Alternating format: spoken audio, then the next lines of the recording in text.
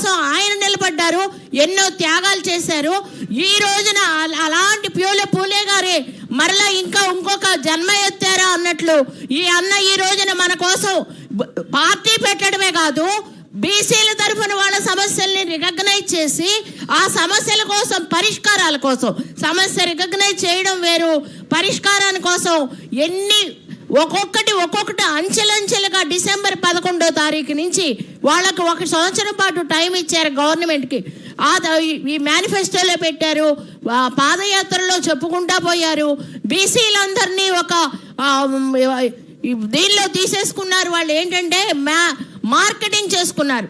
బీసీలని marketing కింద వాడుకొని వాళ్ళు కావాల్సిన మన సమస్యల్ని వాళ్ళ నోటితో చెప్పారు.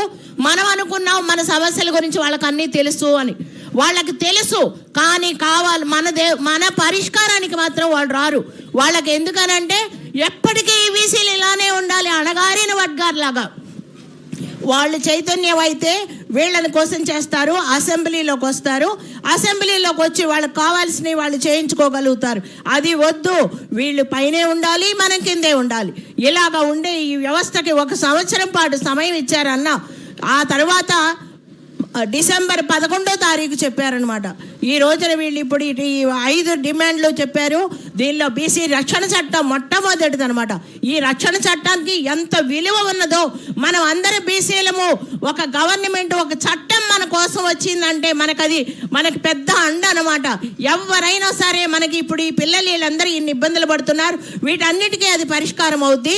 ఆ బీసీ రక్షణ చట్టం ఏంటి, 44% రిజర్వేషన్ ఏంటి, 1000 ఎకరాలు రాజధానిలో రావటం ఏంటి, ఆయన తీసుకున్నటువంటి ప్రతిదీ కూడా అందరికీ అవసరమైంది. మనకు కూడా తెలియదు దాని ఇంపార్టెన్స్. ఆయనే ఎక్స్ప్లెయిన్ చేసి మాకు చెప్పేంత వరకు కూడా మాకు కూడా తెలియలేదు.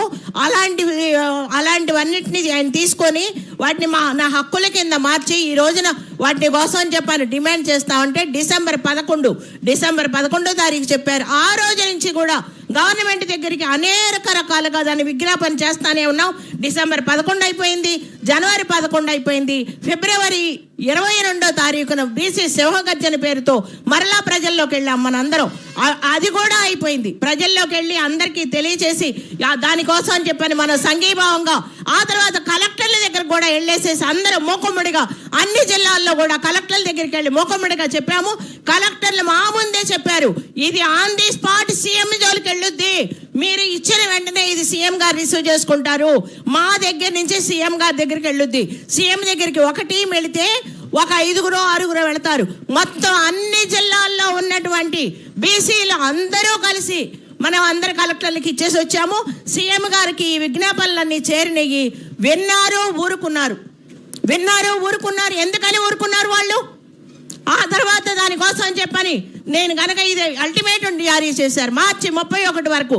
ఇది గనక జరగకపోతే ఏప్రిల్ 11న నేను ఆమరణ నిరాహార దీక్ష కూర్చుంటా అన్నారు.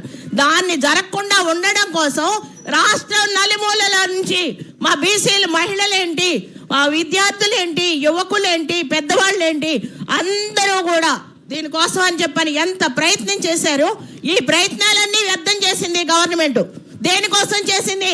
మేమంటే ఎందుకని అంత నిర్లక్ష్యం? దేనికని చెప్పని చంద్రబాబు నాయుడు గారు మీకు వేసినటువంటి ఓట్లలో 164 సీట్లలో బీసీ వాటా ఎంత అని చెప్పని మీకు తెలియదా? ఇది కాన్స్టిట్యూషనల్ అసెంబ్లీ, అది మీ సొంత రాజరికం కాదు. ఇది మీరే రాజరికంతో రాలేదు, ప్రజల్లో నుంచి వచ్చారు. ప్రతి వీధిని అడిగి మీరు బస్సుల్లో తిరిగి మమ్మల్ని ఓట్లు అడిగి తీసుకొని ఈ రోజున అసెంబ్లీలో కూర్చొని ఈ రోజున మమ్మల్ని ఇలా రోడ్లు పడేస్తారా? మమ్మల్ని రోడ్లు పడేయడం కోసమా మిమ్మల్ని మీకు ఓటేసాం? మీకు ఓటేసింది దేనికని? అంత ప్రేమగా వేసామే. మీరు రాజధానిని కాపాడుతారనుకున్నాము, ఎన్నెన్నో చేస్తారనుకున్నాము. అప్పటి వరకు ఉన్నటువంటి ఇబ్బందులన్నీ తొలగిస్తారని మేము అనుకుంటే మీరు మారెత్తికి కూర్చొని మమ్మల్ని ఇలా రోడ్లు పడేస్తారా?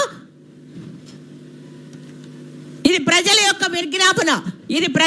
విజ్ఞాపన అన్నది కాదు, మా అందరిది కాదు. ప్రజలు మొత్తం బీసీ ప్రజలంతా కోరుకుంటున్నారు. ఈ డిమాండ్లని మీరు ఇప్పుడు ఫుల్ఫిల్ చేసే దానికోసం మీకు టైం ఇచ్చాము. నిరాహార దీక్షలో ఇప్పుడు మొదలైపోయి 2 రోజులు అయిపోతుంది. చాలా బాధగా ఉంది. దీన్ని మీరు వెంటనే పరిష్కరించాలని మేము విజ్ఞప్తి చేస్తున్నాం.